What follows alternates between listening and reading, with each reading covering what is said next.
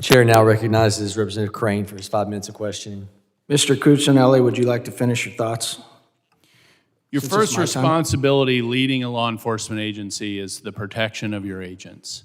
That's first, because if you can't do, it's like the first rule of first aid. You have to take care of yourself before you can take care of the person next to you. We all get that instruction on the plane flight every day, right?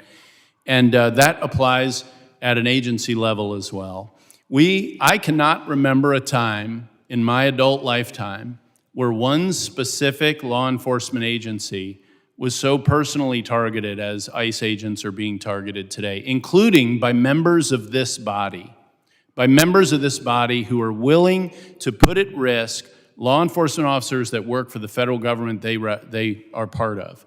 And so, they have body cams. The people who go out on each, I'll call it a mission, are identified, meaning you can go back and figure out what agents were on that when they misbehave. I am not going to sit here and say police officers in any department never misbehave. They do. They're human beings and they make mistakes. And they do things wrong intentionally sometimes.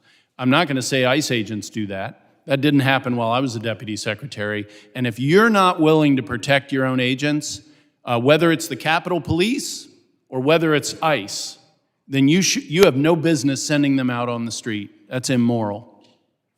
Thank you. I'm going to move on to Dr. Camarota. On January 16th, 2025, the Center for Immigration Studies posted the Beyond the Border podcast, episode 187, titled Why Legal Immigration Numbers Matter. You and my colleague, Representative Chip Roy, provided a detailed assessment of how U.S. Census Bureau data shows that President Trump handed Joe Biden a border that was under control. In fact, the data shows that international migrant crossings were at a 20-year low in Trump's final year in office. Joe Biden changed course in 2022 and increased the number of international immigrants to an all-time high. My question is this: would you agree the Biden admin failed to utilize their authority to detect, repel, detain, and deport illegal immigrants, and without the use of illegal parole, the U.S. Census data wouldn't have detected an increase? Right, so in that data, just during the Biden administration, the foreign-born, that's all immigrants, grew by over 8 million, and more than 5 million, or about 2/3 of that increase in the data, and it misses people, is new illegal immigrants. And yes, the decision not to detain people, not to use expedited removal, to end the Remain in Mexico policy, to end the cooperation agreements we had with the Central American countries, and so on, caused a surge in illegal immigration. Most experts think illegal immigration, at least there was people coming and going in big numbers all the time, but it was roughly stable in the previous decade. But under President Biden, it grew 5 or 6 million. Now remember, some people went home, some got legalized, and that's a pretty conservative estimate. Would you agree Democrats benefited from paroling illegal immigrants through increased population counted in the census and added seats for congressional representation? Well, I have a very detailed study of that. Obviously, it didn't matter for 2020.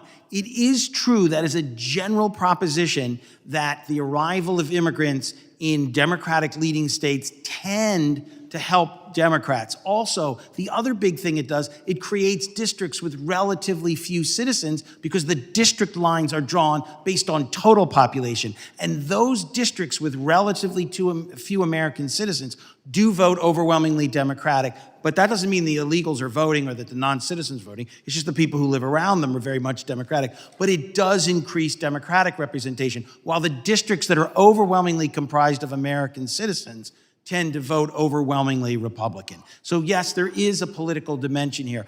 I'm not going to comment on the Democrats' motives, but that does happen. Thank you. Mr. Cuccinelli, according to the Department of Homeland Security, until Joe Biden, parole was rarely used. Between 2014 and 2020, parole was used sparingly to admit between 11,000 and 54,000 immigrants each year. DHS data shows that Biden admin unlawfully expanded 2 parole programs that brought over 1 million illegals into the country under the auspice of legal process. The Cuban, Haiti, Nicaragua, and Venezuela, or CHNV parole system ballooned illegal parole numbers in conjunction with the use of the CBP One app. Between the 2 programs, an estimated 531,000 and 936,000 illegals were paroled into the U.S. just by registering for an asylum hearing. Additionally, DOJ data states that between 2021 and 2024, the number of absentee removal orders increased from under 50,000 prior to Biden to well over 200,000 under the Biden mass parole program, meaning that the parolees weren't returning to their hearings, just vanishing into the U.S. My question, do you believe former DHS Secretary Mayorkas was derelict in the oversight of DHS for agencies' unlawful use of the parole process? Well, I would use the word derelict if this was unintentional. And then the answer would be yes. Thank you. I yield back.